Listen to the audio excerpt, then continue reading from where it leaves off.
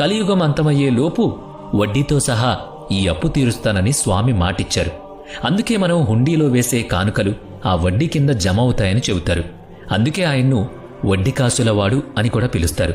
శ్రీనివాసుడు పద్మావతిల వివాహం అంగరంగ వైభవంగా జరిగింది. కాని ఈ విషయం తెలుసుకున్న లక్ష్మీదేవి ఆవేశంతో అక్కడికొచ్చారు. నేనుండగా మరొక వివాహం ఎలా చేసుకుంటారు అని నిలదీశారు. అటు పద్మావతీదేవి ఇటు లక్ష్మీదేవి మధ్య వాదన మొదలైంది.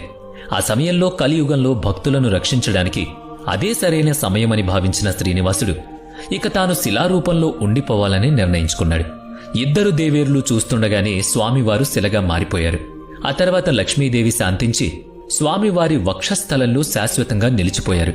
కాని పద్మావతీదేవి మాత్రం స్వామివారి కోరిక మేరకు కొండ కింద ఉన్న తిరుచానూరులో అలమేలు మంగగా వెలిశారు.